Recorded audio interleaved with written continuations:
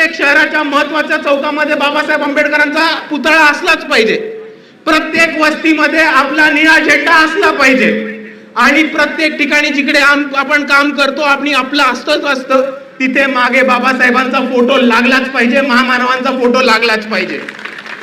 आपण जसे भाबडे झालो तसे चोर हुशार झालेत. चोरांना कळलंय यांच्या घरी चोरी करायची असेल तर पहिले जय भीम म्हणा, कोणी थांबवत नाही.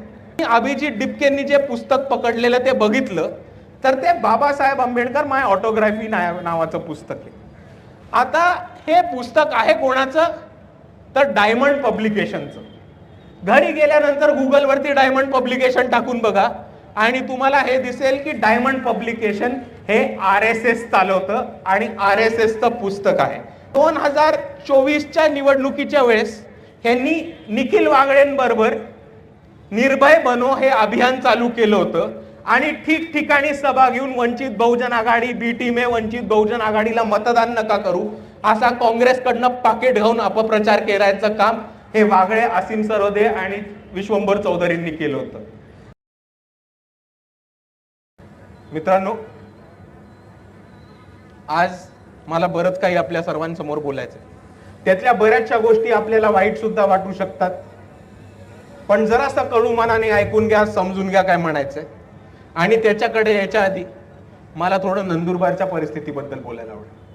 आपल्याला नंदुरबार बद्दल माझ्याहून चांगलं माहिती आहे, पण तरी परत परत आठवण करायला लागते कारण आपल्या इकडची जनता विसरते.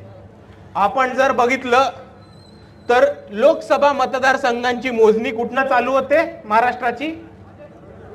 नंदुरबार मधनं चालू होते. क्रमांक 1 चा आपला लोकसभा मतदारसंघ मानला जातो. पण जर आपण विकास बघितला, विकासाची कामं बघितली आणि इकडच्या लोकांना मिळालेल्या सोयी सुविधा बघितल्या तर शेवटच्या क्रमांकावरती आपला जिल्हा येतो. ही परिस्थिती आपल्याला दिसते. 75% आदिवासी या जिल्ह्यामध्ये राहतात, तरी अजून कोणत्याही सरकारला खऱ्या अर्थाने आदिवासींचा विकास करता नाही आलं. ही गोष्ट आपण समजून घेतली पाहिजे. आपल्या इकडे बघितलं तर इतके वर्ष काँग्रेसची सत्ता होती, त्याच्यानंतर 2 टर्म भाजपची सत्ता येऊन गेली आणि मग त्याच्यानंतर आता परत काँग्रेसची सत्ता आली आणि आपली परिस्थिती आहे तशीच राहिली. अजून इकडच्या बऱ्याचशा तांड्यांना पाड्यांना पाण्याची व्यवस्था नाही, आरोग्याची व्यवस्था नाही, इकडे चांगली शिक्षणाची व्यवस्था नाही, पाड्यांपर्यंत तांड्यांपर्यंत चांगले रस्ते नाहीत. इकडच्या जर युवकांना कोणत्याही परिस्थितीचं शिक्षण घ्यायला लागतं तर त्यांना मध्य प्रदेश, गुजरात किंवा मुंबई, पुणे, नाशिक या ठिकाणी जायला लागतं. हाताला रोजगार नाही, नोकरी नाही. आणि तरी ज्या लोकांनी या नंदुरबारला लुटून खायचं काम केलंय आपण परत परत त्यांनाच सत्तेत बसवत राहतो. मला एक सांगा, नंदुरबार 2 कुटुंबाच्या बापाची जागीर आहे का? नंदुरबार ही 2 कुटुंबाच्या बापाची जागीर आहे का? मग आपण परत परत यांना का निवडून देतो? पहिले काँग्रेसकडनं गावीत आले, मग काँग्रेसकडनं दुसरे गावीत आले, मग भाजपकडनं गावीत आले आणि आता काँग्रेसकडनं पाडवे आले. पण आपल्या जिल्ह्याची जी परिस्थिती होती ती आहे तशीच राहिली आहे.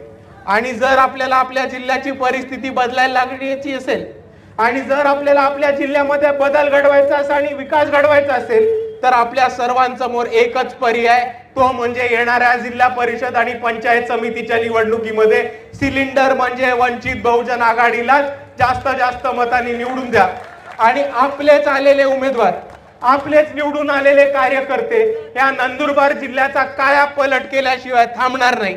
प्रत्येक तांड्याला पाड्याला चांगले रस्ते, पाणी आणि वीज सोय मिळाल्याशिवाय थांबणार नाहीत. इकडच्या युवकाला रोजगार आणि शिक्षण मिळाल्याशिवाय थांबणार नाहीत. आणि त्याच्याहून महत्वाचं, अकोल्याची जिल्हा परिषद ही वंचित बहुजन आघाडीच्या हाताखाली होती.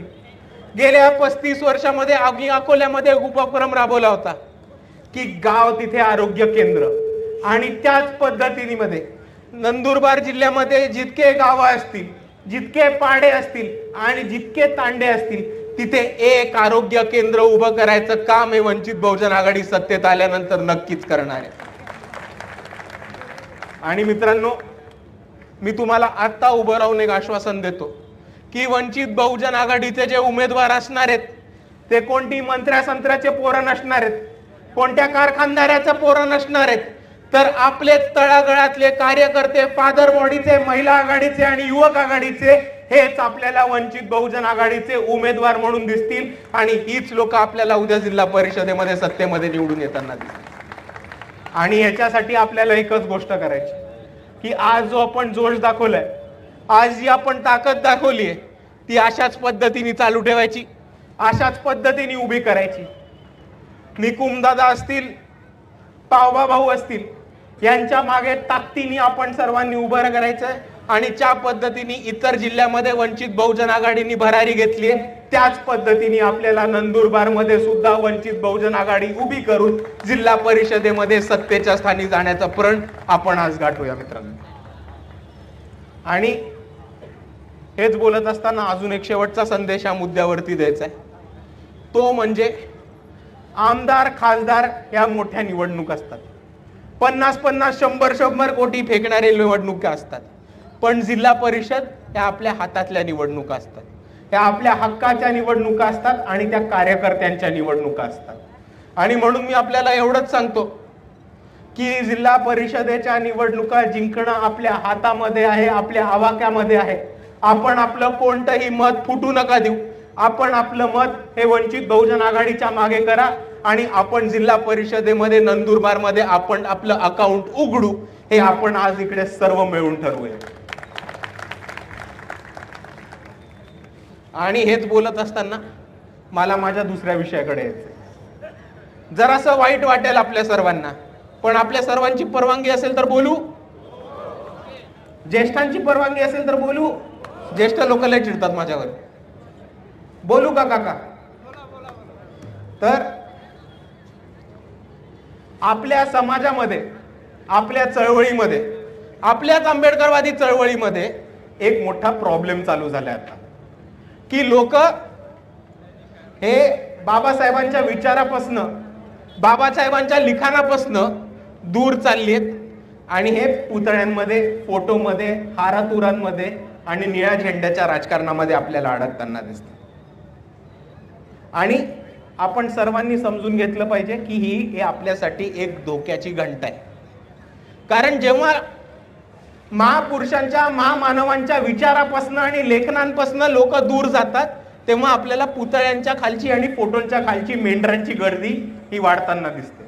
पण आपल्याला फोटो आणि पुतळ्यांच्या खालचे मेंढर व्हायचंय का बाबासाहेबांचे छावे व्हायचंय, हे आपण सर्वांनी आज ठरवलं पाहिजे. कारण बाबासाहेबांचे वाद, बाबासाहेबांचे छावे हे बाबासाहेबांचे विचार डोक्यात घेऊन चालतात, बाबासाहेबांचे विचार वाचत राहतात.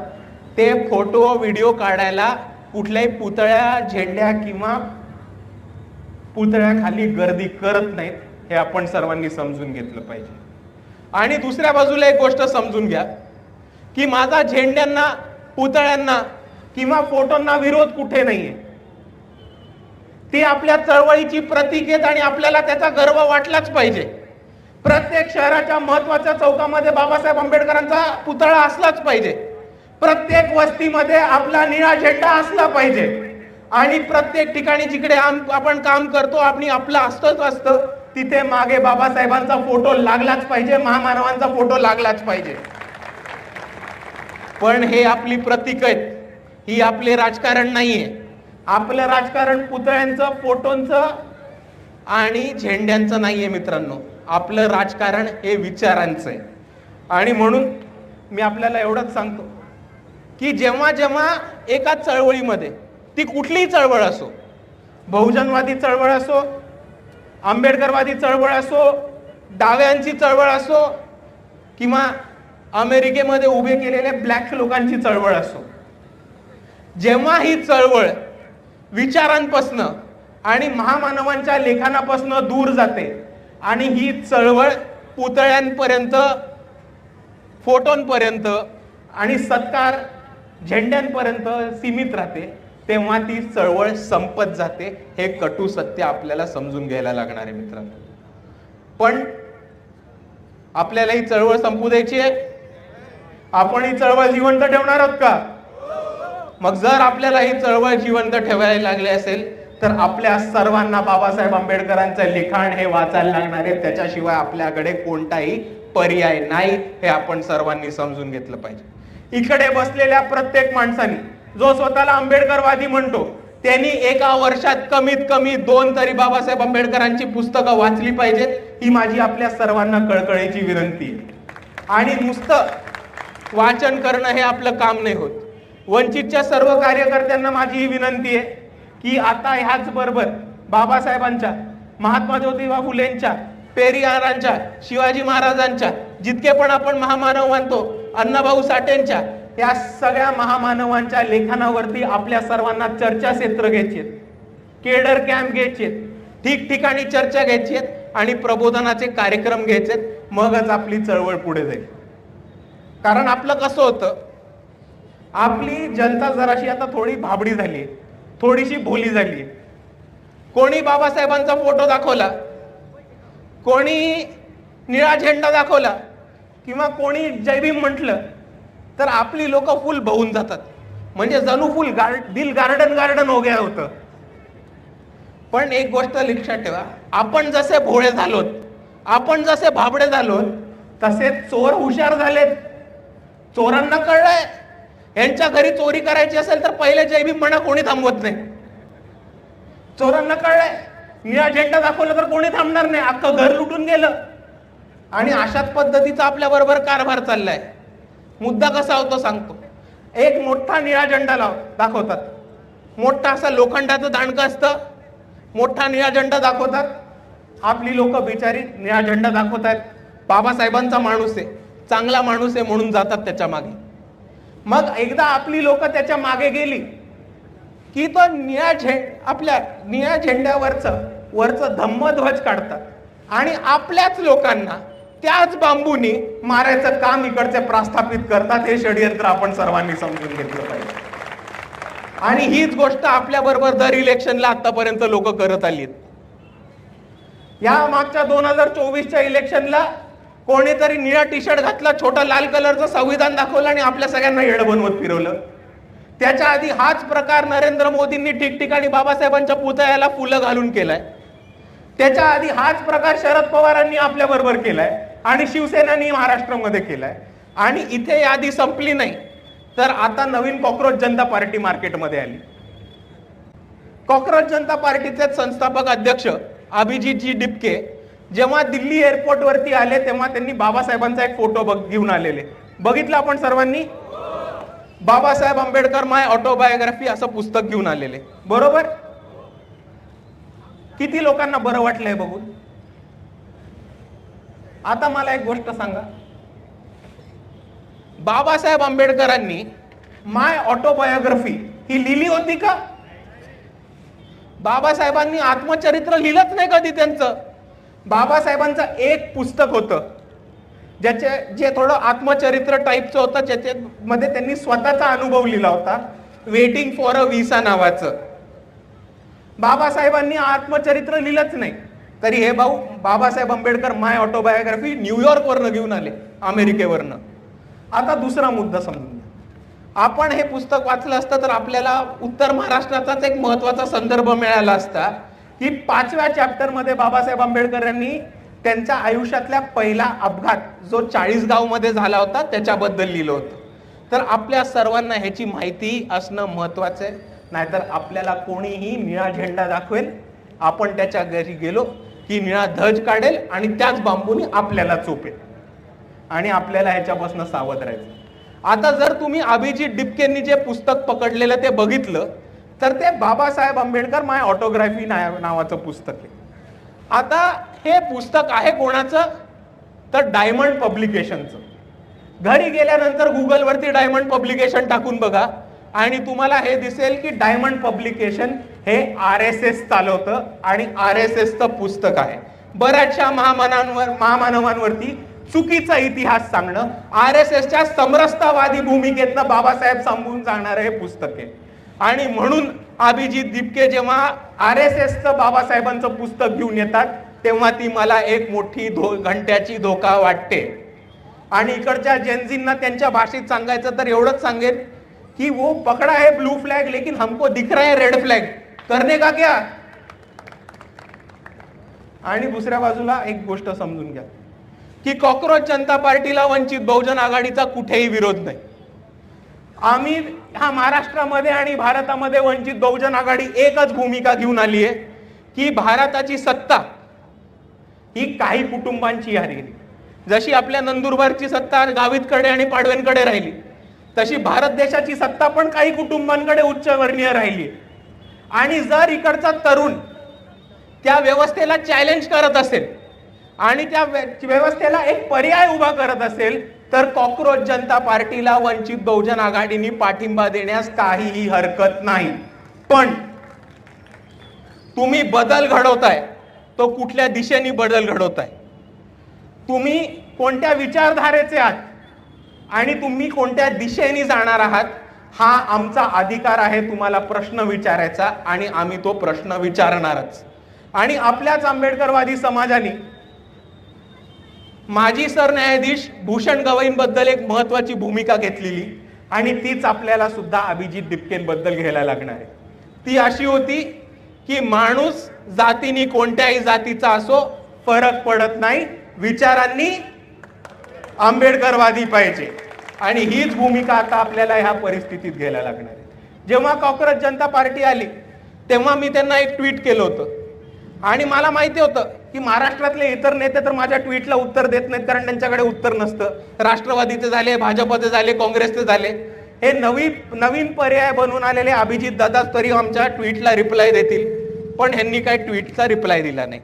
आणि त्या ट्विटचा सारांश असा होता की आम्हाला तुम्हाला पाठिंबा द्यायला आवडेल, पण तुम्ही कोणत्या डिरेक्शननी चाललात आणि तुम्ही कोणत्या दिशेने चाललात ह्याच्याबद्दल स्पष्टीकरण द्या आणि तुमची विचारधारा काय हे स्पष्टीकरण सांगा.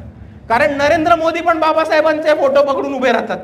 नरेंद्र मोदी पण 14 एप्रिलला आणि 6 डिसेंबरला बाबासाहेबांच्या पुतळ्यावरती जाऊन पुष्प वाहतात, पण नरेंद्र मोदींना आंबेडकरवादी म्हणणार का तुम्ही? नाही. आणि हा चष्मा आपल्याला सर्वांसमोर लावायचा आहे आणि सर्वांना नीट पडताळून बघायला लागणार आहे.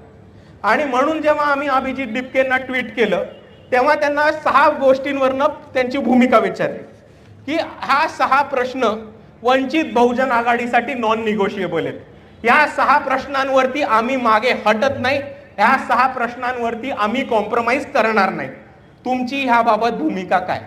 आणि ते 6 प्रश्न होते की कॉक्रोच जनता पार्टीची रिझर्वेशन्स आरक्षणाबाबत भूमिका काय, कॉक्रोच जनता पार्टीची आदिवासींना जे स्थलांतरित केलं जातंय त्याच्याबद्दल भूमिका काय, कॉक्रोच जनता पार्टीची सफाई कर्मचाऱ्यांबद्दलची भूमिका काय, कॉक्रोच जनता पार्टीची दलित, आदिवासी, बहुजन आणि तसेच LGBTQ समूहातनं अजून नेतृत्व पुढे यायला पाहिजे ह्याच्याबद्दल भूमिका काय,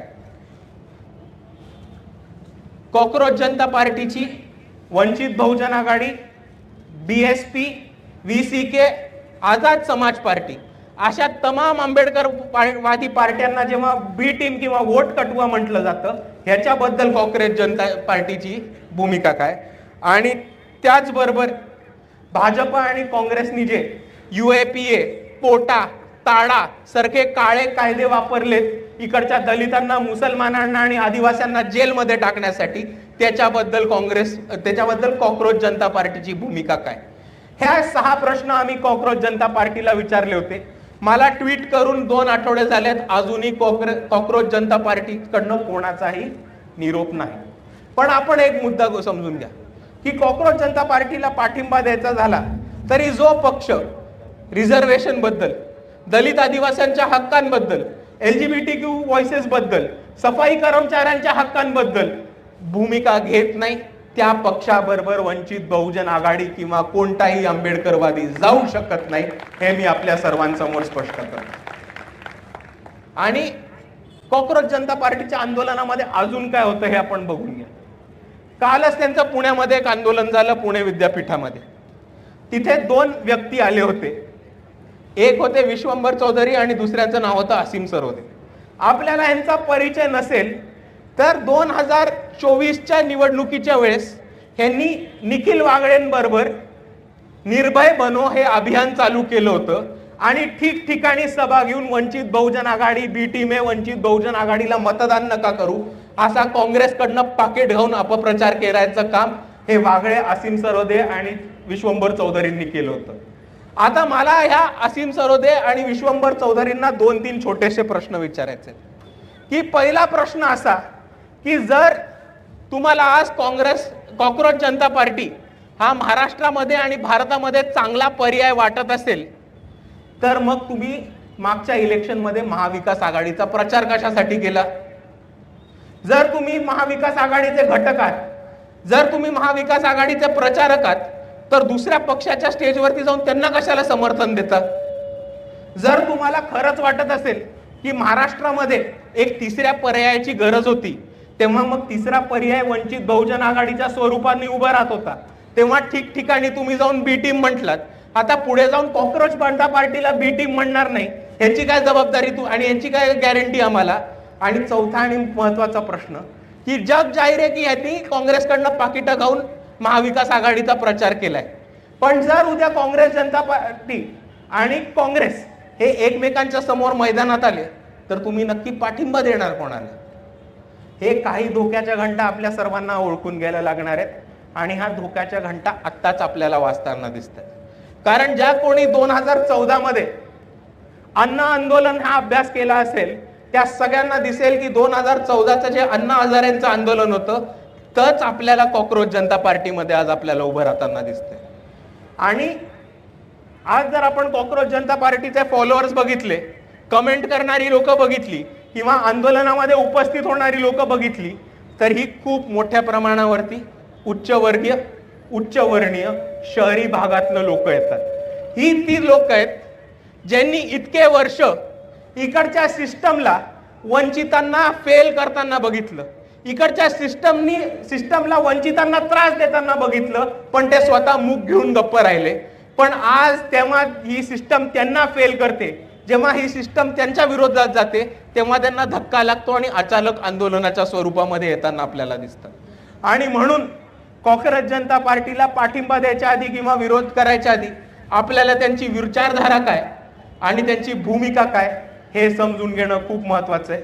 कारण जो आंबेडकरी विचारांच्या बरोबर जात नाही, वंचित बहुजन आघाडी त्याच्या बरोबर जात नाही, हे आपण सर्वांनी समजून घेतलं पाहिजे. आणि मित्रांनो, काल जेव्हा कॉक्रोच जनता पार्टीचं परवा पुण्यामध्ये शांततेने आंदोलन झालं, ज्या विषयावरती आंदोलन झालं त्याच विषयावरती काल सम्यक विद्यार्थी आंदोलनामध्ये मुंबईमध्ये आंदोलन केलं. पुण्याच्या आंदोलनामध्ये कॉक्रोच जनता पार्टीच्या कार्यकर्त्यांना चहा पाजण्यात आला आणि कॉक्रोच जनता पार्टीच्या लोकांनी गुलाब देण्यात आलं पोलिसांना. आणि सम्यक विद्यार्थी आंदोलन केलं तेव्हा काय झालं? पोलिसांनी लाठीचार्ज केला, विद्यार्थ्यांना जबरदस्ती उठवलं, व्हॅनमध्ये टाकलं, महिलांची हातापाई केली, विद्यार्थ्यांना हाणामारी केली, लाठीचार्ज केला. वंचित बहुजन आघाडीच्या सम्यकचा एक महाराष्ट्राचा प्रवक्ता आहे प्रशांतदादा बोराणे, त्यांचा हात तोडेपर्यंत त्यांना मारहाण केली. आणि ही वागणूक तुम्ही बघा, एका आंदोलनामध्ये पोलीस चहा पाजतात आणि दुसऱ्या आंदोलनामध्ये पोलीस लाठीचार्ज करतात. आता तुम्ही मला सांगा, सरकार कोणाशी डरते? सरकार कोणाला घाबरते? ज्यांना ते चहा पाजतात का ज्यांच्यावरती ते लाठीने हल्ला करतात? ज्यांच्यावरती लाठीने हल्ला करतात. एक गोष्ट समजून घ्या मित्रांनो, आज सरकारला वंचित बहुजन आघाडीची धास्ती बसली आहे म्हणून जिथे जिथे आंदोलन करतात तिथे तिथे पोलीस पाठवतात. कारण या महाराष्ट्राच्या इतिहासामध्ये, या भारताच्या इतिहासामध्ये असा एक कोणता पक्ष असेल जो RSSच्या छातडावरती आंदोलन घेऊन जायची हिंमत दाखवत असेल तर तो फक्त आणि फक्त वंचित बहुजन आघाडी. आणि या महाराष्ट्रामध्ये कोणत्याही आंदोलनाला, कोणताही विषय आला, असा एकही आंदोलन नाही, असा एकही विषय नाही ज्याच्यामध्ये वंचित बहुजन आघाडीने आंदोलन नाही केलं किंवा नागरिकांसाठी भूमिका नाही घेतली. मागच्या वर्षी जेव्हा एवढी मोठी दुष्काळ परिस्थिती आलेली पावसामुळे आणि लोकांचं खूप मोठं पुरामुळे आर्थिक नुकसान झालेलं, तेव्हा वंचित बहुजन आघाडी यांनी आंदोलन केलेलं आणि ही मागणी होती की शेतकऱ्यांना पूर्ण त्यांचे एकतर कर्ज माफी करून त्यांना पूर्ण मोबदला देण्यात यावा. जेव्हा इकडची सरकार गायरान जमीन खाण्याच्या मागे होती तेव्हा वंचित बहुजन आघाडीने हे आंदोलन केलं आणि ही भूमिका घेतली की जमीन सरकारी आहे व जमीन हमारी आहे. जेव्हा अडाणींनी जबरदस्ती प्रत्येक ठिकाणी स्वतःची वीज मीटर लावून अडाणी इलेक्ट्रिसिटी द्यायचं काम केलं तेव्हा अडाणीचे मीटर फोडून त्या अडाणीच्या लोकांना घरी पाठवण्याचं काम हे वंचित बहुजन आघाडीने केलं होतं. या महाराष्ट्रामध्ये जेव्हा कंत्राटी भरती चालू होती पोलीस भरतीसाठी, तेव्हा कंत्राटी भरतीच्या विरोधात आंदोलन करण्याचं काम हे वंचित बहुजन आघाडीने केलं होतं. जेव्हा या महाराष्ट्रामध्ये मुसलमानांना मॉब लिंचिंग केलं जात होतं, टिपू सुलतान औरंगजेबचा फोटो पकडण्यासाठी इकडच्या मुसलमानांना मारहाण केली जात होती, तेव्हा तेच बाळासाहेब होते जे औरंगजेबच्या कबरीवरती गेले होते आणि आमचाच मंच होता ज्याच्यावरती टिपू सुलतानाचा फोटो लागतो. आणि आता काही भाजपची बांडगुळं पुढे येतात आणि लगेच काही मुद्दा आला तर तो बाळासाहेबांचा फोटो टाकतात आणि म्हणतात औरंगजेबच्या कबरीवरती गेले, औरंगजेबच्या कबरीवरती गेले. याच भाजपच्या बांडगुळांना मला एक प्रश्न विचारायचा आहे की कोरोना काळ आठवा. कोरोना काळामध्ये अख्ख्या महाराष्ट्रातली आणि अख्ख्या भारतातली मंदिर बंद होती, तेव्हा 4-4 मास्क घालून आणि 4-4 पीपीई किट घालून तुमचे मोदी कुठे होते? तुमचे अमित शहा कुठे होते? मोहन भागवत कुठे होते? या महाराष्ट्रामध्ये जर तुळजापूरला जाऊन कोणी विठोबाचं मंदिर चालू करण्याचं काम केलं असेल तर ते बाळासाहेब आंबेडकर होते. तुमचे तमाम हिंदुत्ववादी नेते 4-4 मास्क लावून 5-5 पीपीई किट घेऊन घरी बसले होते. आणि म्हणून जर तुम्हाला परत प्रश्न करायचा असेल तर हे आठवा की कोरोना नंतर इकडच्या हिंदू बांधवांना जर मंदिरामध्ये जायला मिळालं असेल तर ते फक्त आणि फक्त श्रद्धेय बाळासाहेब आंबेडकरांमुळे. आणि जाताना मी आपल्या सर्वांना एकच गोष्ट जाऊन सांगतो की येणारी जिल्हा परिषद ही आपल्यासाठी महत्वाची, येणारी जिल्हा परिषद ही आपल्या सर्वांसाठी महत्वाची आहे. आणि आपण सर्वांनी एकत्र येऊन एक बनून एकजुटीने एक मुठ्ठीने काम केलं पाहिजे आणि मगच आपला विजय निश्चित आहे. इथे जितके पण पहिल्यांदा बांधव ऐकायला आलेत, मला आपल्या सर्वांना एक सांगायचं की मला दर 2 मिनिटाला एक कॉल येतो की असा मॅटर झाला, हा प्रॉब्लेम झाला, हा त्रास येतोय. आणि जेव्हा मला अख्ख्या महाराष्ट्राच्या कानाकोपऱ्यातनं कॉल येतात तेव्हा माझा एकच प्रश्न असतो की तुमच्या आजूबाजूला सर्वात जवळ वंचितचा कार्यकर्ता कोण आहे, लगेच त्यांच्याशी संपर्क साधा. आणि म्हणून मला आपल्याला एवढंच सांगायचंय की आपल्या गावामधले, आपल्या तालुक्यामधले, आपल्या जिल्ह्यामधले वंचितचे कार्यकर्ते कोण आहेत हे ओळखा, त्यांचे संपर्क आपल्याकडे ठेवा, त्यांचे नंबर आपल्याकडे लिहून घ्या. किंवा जेव्हा आपल्यावरती कोणताही अन्याय अत्याचार होतो, जेव्हा आपल्यावर कोणतीही अडी अडचण येते, तेव्हा एकाच पक्षाचे लोक आपल्यासाठी धावून येतात, ते म्हणजे वंचित बहुजन आघाडीचे. आणि ही आपली जबाबदारी आहे की त्यांचा नंबर आणि त्यांचा संपर्क आपल्याकडे असला पाहिजे की कोणतीही अडचण आली तर वंचितवाल्यांना फोन करायचा, बीजेपी वाले लगेच घरी जातात. आणि दुसऱ्या बाजूला सर्व कार्यकर्त्यांची माझी ही विनंती आहे की ही जिल्हा परिषदची निवडणूक आपल्या हातातली निवडणूक आहे आणि कोणत्याही परिस्थितीत ही आपल्याला गमवायची नाही. ही निवडणूक कार्यकर्त्यांची निवडणूक आहे, स्थानिक प्रश्नांवरती लढणारी जाणारी निवडणूक आहे. तर आपल्या गणामधले, आपल्या गटामधले प्रश्न काय आहेत, आपण लोकांपर्यंत कसं पोहोचू शकतो, आपण लोकांचे प्रश्न कसे सोडवू शकतो आणि आपण आपल्या गणामध्ये आणि आपल्या गटामध्ये कसा विकास करू शकतो, या पद्धतीने आपण पूर्ण तयारी करा. प्रत्येक गावामध्ये एक शाखा झाल्यानंतर त्या गावामध्ये 10 कार्यकर्त्यांची कमिटी, या माध्यमाने आपण सगळ्यांनी बांधणी करायला लागू. आणि शेवटचा आणि महत्वाचा मुद्दा की ही जी जिल्हा परिषदेची निवडणूक आहे ती कार्यकर्त्यांची निवडणूक आहे. तर आपण सर्वांनी, मीच माझ्या वॉर्डाचा, मीच माझ्या गणाचा आणि मीच माझ्या गटाचा बाळासाहेब आंबेडकर आहे आणि कोणत्याही परिस्थितीत ही निवडणूक जिंकणार, या भूमिकेत या आणि आपण सर्व एकत्र येऊ, लढू, जिंकू. एवढं म्हणून मी माझे 2 शब्द थांबवतो. जय भीम, जय संविधान.